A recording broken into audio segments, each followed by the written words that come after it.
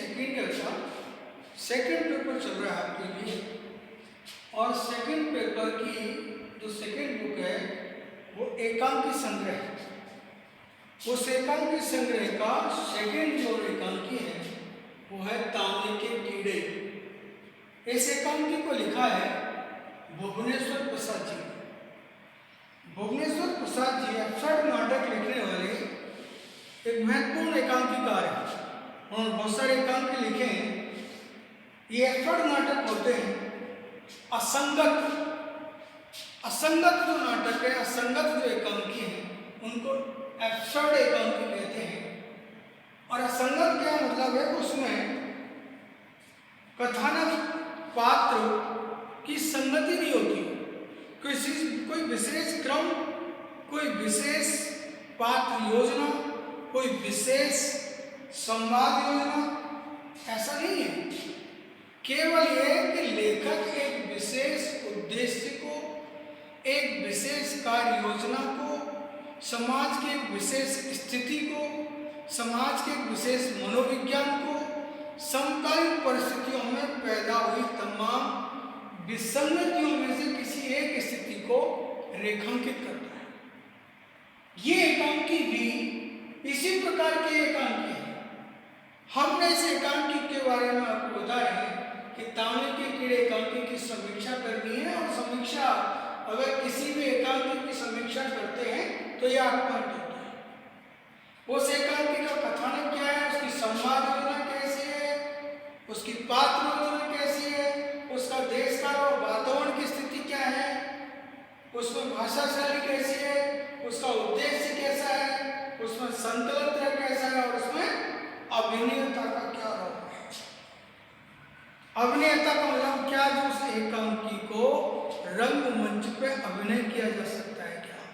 क्या उसको अभिनेता के द्वारा जो दर्शक हैं उनको रूबरू कराया जा सकता है कि एकांकी भी एक लघु नाटक होता है और रंगमंच पर अभिनय होता है। संकलन जो समय, घटना और स्थान, इन तीनों का सही समावेश हुआ है कि नहीं एकांकी के अंदर, इस चीज का भी समावेश होता है। हम देखते हैं एकांकी के शीर्षक का औचित्य। इसका एकांकी का जब जैसे टाइटल हम पढ़ते हैं या पढ़ाते हैं, सुनते हैं, तांबे के कीड़े। अब तांबे में तो व्यक्ति पानी शुद्ध करने के लिए रखता है और पीता है कि उसमें कीड़ा बनेगा नहीं, नष्ट हो जाएगा। तो तांबा तो बहुत अच्छी धातु है, और इस धातु में पानी रख के हम पीते हैं, लेकर क्या कहता है तांबे के कीड़े। चूंकि तांबे में तो कीड़े बनते नहीं, और कीड़े किसी विनाशकता का सूचक होता है, किसी विसंगति का सूचक होता है, और तांबे में कीड़े बन नहीं सकते। फिर भी एकांकी का टाइटल रख दिया लेखक ने तांबे के कीड़े। तो एकांकी के शीर्षक का औचित्य है कि हम सब समकालीन स्थितियों में अधिकांश व्यक्ति, स्त्री, पुरुष अनावश्यक स्थितियों का सामना कर रहे हैं, और बेवजह बहुत सारा बॉदरेशन, बहुत सारा वैचारिक भार, बहुत सारी वैचारिक और सामाजिक जिम्मेदारियां लेकर हम इतने विसंगतपूर्ण जीवन जी रहे हैं कि जिन घटनाओं का हमारे जीवन से प्रत्यक्ष संबंध नहीं है, फिर भी उनका हम बोझ ढो रहे हैं। जैसे कोई रिक्शा वाला अपने पेट पालन के लिए रिक्शा पे सवारी ढोता है, इसी प्रकार आज का आदमी भी तमाम तरह की समस्याओं को, तमाम तरह की चुनौतियों को, तमाम तरह की प्रॉब्लम्स को लेके ऐसा लग रहा है कि कुली की तरह व्यवस्था को ढो रहा है, और कई जगह तो पागल जैसा हो गया है, चिड़चिड़ा हो गया है, वो बुदबुदाता है, क्रोध करता है, चिड़चिड़ाता है, और कई बार तो अपनी इस भीड़ के बीच में भी वो अपने आप को अकेला महसूस करता है कि मेरे साथ कोई नहीं। तो इस एकांकी की अगर शीर्षक का औचित्य सिद्ध करें तो इसमें जो पात्र आते हैं, जो रिक्शा वाला है, जो एक पति है, जो एक विचित्र औरत है, और अन्य जो पात्र हैं, और भी दूसरी औरत है, तो एक अफसर भी है। ये सारे लोग ऐसा लग रहा है कि वो वास्तव में तमाम तरह की विसंगतियों को ढो रहे हैं, तमाम तरह की वर्जनाओं को ढो रहे हैं, और उन वर्जनाओं के लबादे को अगर वो उतार दें और जीवन को सही और व्यवस्थित जीना शुरू कर दें तो आधे से जीवन की समस्याएं खत्म हो सकती। लेकिन नहीं, ये हम सब की व्यवस्था है कि हम अपने बारे में, परिवार के बारे में, समाज के बारे में, राष्ट्रीय अंतर्राष्ट्रीय समस्याओं के बारे में इतना सारा चिंतन करते हैं, इतना सारा गुदगुदाते हैं कि हम वास्तविकता से भी परे हो जाते हैं। तो अगर इस कथानक को देखते हैं, इन पात्रों के बीच में संवाद चलता है।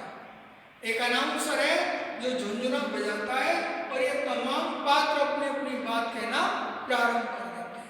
इन पात्रों के द्वारा बार बार बताया जाता है कि एक वो औरत दूध आ रही है, फिर वह कहता है कि सूरज की हत्या हो गई, सूरज डूब गया, और पूछा जाए तो इन सारे पात्रों के बीच में जो संवाद है उसका कोई तारतम्य नहीं है, कोई विशेष उद्देश्य भी नहीं है, बल्कि छोटी छोटी घटनाओं के और संवादों के माध्यम से लेखक ने ये साबित कर दिया है। ये यहाँ पर एक टाइटल है जो कि हम सब जो चीज नहीं है उसका एहसास करते हैं, जो चीज है उसको पाकर संतुष्ट नहीं होना चाहते, जो नहीं है उसको पाने के लिए बड़बड़ाते हैं, और इसलिए तांबे में जैसे कीड़े नहीं हो सकते ऐसे ही हम व्यवस्था में जो कुछ अनचाहा चाहते हैं वो हमारे जीवन में हो नहीं सकता। हम अकल्पनीय कल्पनाओं को करते हैं जो उनको जीवन में वास्तविकता से कोई लेना देना नहीं होता, और अदृश्य और अकल्पनीय भार अपने कंधों पर लेकर हम व्यवस्था का बेवजह बोझ ढोते हैं, और ऐसा बोझ हो रहे हैं कि जिससे हमारे जीवन में जो सुकून मिला हुआ है, जो कुछ हमारे पास है, हम उसका तो आनंद वास्तविकता में नहीं ले पा रहे हैं, बल्कि जो चीज हमारे पास है नहीं, जो चीज कभी संभावित नहीं है, उन तमाम प्रकृति और अप्राकृतिक जीवन के तमाम संवादों की हम चर्चा करते हैं। देश काल और वातावरण का अगर हम देखते हैं तो इसका जो वातावरण हमारे आसपास का परिवेश है, कोई इसकी जो कहानी ना तो ऐतिहासिक है, न राजनीतिक है, न धार्मिक है, न पौराणिक है, बल्कि हमारे ही आसपास में जीवित रहने वाले पात्र हैं, और यही पात्र जो हम चारों तरफ देखते हैं, यही पात्र जीवन का संदेश देते हैं कि जीवन में हम इतने व्यथित, कुंठित, दब्बू, विकृत हैं कि हम इस व्यवस्था में अपने आप को उपेक्षित और तिरस्कृत महसूस करते हैं, और हम बेवजह से कीड़े हैं नहीं, फिर भी हम अपने आप को बहुत बड़ा ज्ञानी, बहुत बड़ा जिम्मेदार और बहुत बड़ा समझदार व्यक्ति साबित करने की कोशिश कर रहे हैं। तो इस प्रकार का ये समझो जैसे कीड़े ना होते हुए भी कीड़ा बनने का बोझ, कुली ना होते हुए कुली बनने का बोझ, रिक्शे वाले ना होते हुए भी बोझा ढोने का एहसास, जबकि आप ऐसा कर नहीं रहे।